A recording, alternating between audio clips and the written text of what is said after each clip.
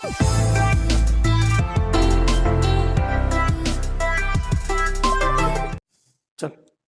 कहाँ छोड़ा था कल?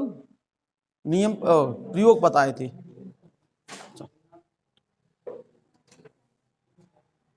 द्रव विकिरणों की द्वैती प्रकृति, double nature of radiation and matter. हमें इनके द्वितीय प्रकृति में कल हमने एक प्रयोग जाना था पिछले वाले भाग में, लेनार्ड हॉलवास का प्रयोग। उससे हमें यह पता चला था कि तीव्रता जो है, आपतित प्रकाश की जो तीव्रता थी, अगर हम उसको बढ़ा दें तो धारा का मान बढ़ गया था। दूसरी बात में हमने यह जाना था कि अगर हम विभवांतर का मान बढ़ा दें तो धारा का मान बढ़ जाएगा, लेकिन एक निश्चित समय के पश्चात उसकी धारा का मान क्या हो जाएगा? नियत हो जाएगा। इस समय को हम कहेंगे संतृप्त धारा। जो धारा प्रवाहित होगी वो संतृप्त, इस विभव को संस्तब्ध विभव कहा था। और तीसरे पॉइंट में हमने बात की थी कि आवृत्ति का, अगर हम आवृत्ति बढ़ा दें, आवृत्ति जो है बढ़ा दें, तो इलेक्ट्रॉनों की कौन सी ऊर्जा बढ़ जाएगी? गतिज ऊर्जा बढ़ जाएगी। तो इन तीनों, आज हम चलते हैं प्रकाश वैद्युत प्रभाव के नियम। प्रकाश वैद्युत प्रभाव के नियम और प्रकाश विद्युत प्रभाव क्या है, इसकी व्याख्या करने जा रहे हैं आइंस्टीन के आधार पर। तो शुरुआत करें। सबसे पहली बात आती है प्रकाश वैद्युत प्रभाव क्या है। एक बार फिर से इसको हम रिपीट कर देते हैं। फोटो इलेक्ट्रिक इफेक्ट, प्रकाश विद्युत प्रभाव क्या है इसको समझें। जब किसी धातु पर या किसी पदार्थ पर उपयुक्त आवृत्ति का प्रकाश, यानी उच्च आवृत्ति का प्रकाश आपतित किया जाता है, तो उस पदार्थ से इलेक्ट्रॉन क्या होने लगते हैं? उत्सर्जित होने लगते हैं। जब हमने इस पर प्रकाश डाला, कोई भी प्रकाश आपतित किया, तो यह जैसे ही डाला, इससे इलेक्ट्रॉन क्या होने लगे? उत्सर्जित होने लगे। इन इलेक्ट्रॉनों को फोटो इलेक्ट्रॉन, जो इलेक्ट्रॉन उत्सर्जित होगा उसे कौन सा इलेक्ट्रॉन? फोटो इलेक्ट्रॉन कहते हैं। और इस घटना को प्रकाश विद्युत प्रभाव कहते हैं। इससे जो धारा प्रवाहित होगी उस धारा को प्रकाश विद्युत धारा कहते थे। पीछे भी हमने इस घटना को समझ लिया था, फिर से सुन लेते हैं। जब किसी धातु पर या जब किसी पदार्थ पर कोई प्रकाश उचित आवृत्ति का या उच्च आवृत्ति का प्रकाश आपतित किया जाता है, तो उस पदार्थ से इलेक्ट्रॉन क्या हो जाते हैं? उत्सर्जित हो जाते हैं। उत्सर्जित इलेक्ट्रॉनों को फोटो इलेक्ट्रॉन कहते हैं। कौन सा इलेक्ट्रॉन कहा? Photo electron. और इनसे धारा प्रवाहित होगी, इसे फोटो इलेक्ट्रिक करंट मीन्स प्रकाश विद्युत धारा कहेंगे। इस घटना को प्रकाश विद्युत प्रभाव कहेंगे। प्रकाश विद्युत प्रभाव के नियम और जान लें। प्रकाश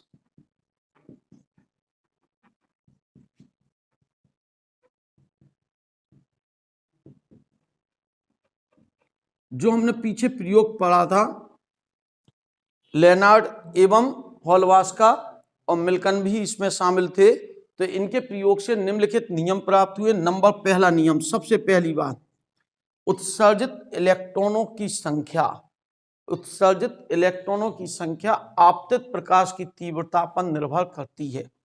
पहला नियम इन्होंने बताया, उत्सर्जित इलेक्ट्रॉनों की संख्या आपतित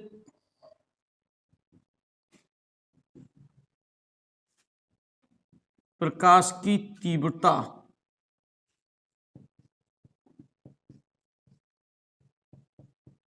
के समानुपाती होती है।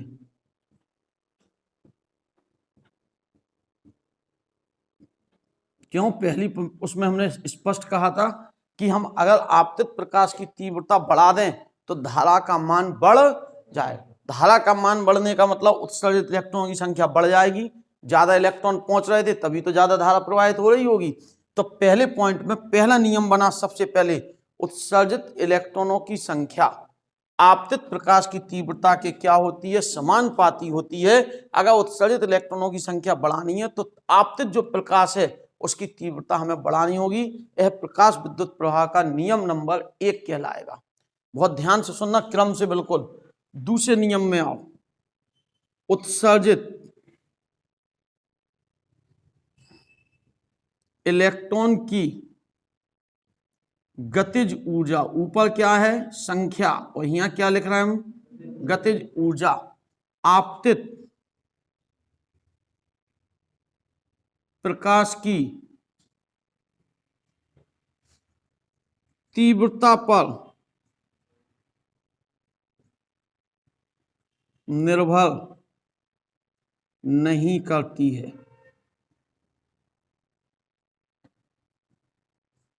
दूसरे पहले पॉइंट में संख्या तो निर्भर करती तीव्रता, अगर हम प्रकाश की तीव्रता बढ़ा दें तो इलेक्ट्रॉनों की संख्या बढ़ जाएगी। इलेक्ट्रॉनों की संख्या बढ़ने का मतलब Q का मान बढ़ जाएगा, Q का मान बढ़ने का मतलब धारा बढ़ जाएगी, लेकिन गतिज ऊर्जा नहीं बढ़ेगी। क्या नहीं बढ़ेगी? गतिज ऊर्जा नहीं बढ़ेगी। तीसरे नियम में जब ये तीव्रता पर निर्भर नहीं करती, फिर उत्सर्जित इलेक्ट्रॉन की गतिज ऊर्जा किस बात पर निर्भर करती, उसे लिखें। उत्सर्जित इलेक्ट्रॉन की गतिज ऊर्जा, जो उत्सर्जित इलेक्ट्रॉन है उसकी जो गतिज ऊर्जा है आपतित प्रकाश की आवृत्ति पर निर्भर करती है।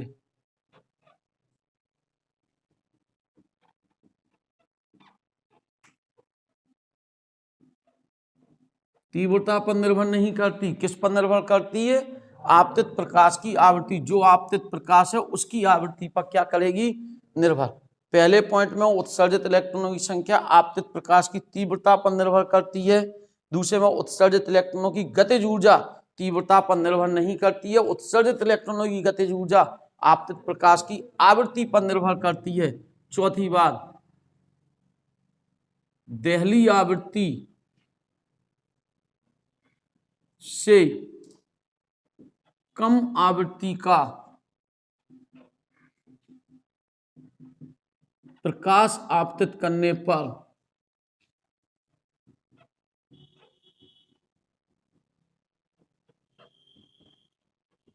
अर्थात क्या मतलब है? न्यू छोटा है न्यू जीरो से। न्यू माने आपतित प्रकाश की आवृत्ति, न्यू जीरो माने देहली आवृत्ति।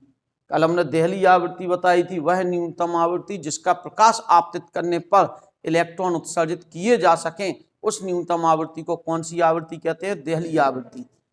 देहली आवृत्ति से कम आवृत्ति का प्रकाश आपतित करने पर इलेक्ट्रॉन उत्सर्जित नहीं होते हैं।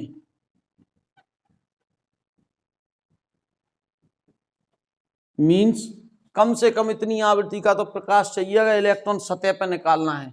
इससे कम आवृत्ति का अगर प्रकाश आपतित करोगे तो इलेक्ट्रॉन उत्सर्जित नहीं होंगे। और पांचवी लास्ट बात, जैसे ही प्रकाश आपतित किया जाएगा तुरंत इलेक्ट्रॉन निकलना प्रारंभ हो जाते हैं। आपतित प्रकाश के आपतित होने के साथ ही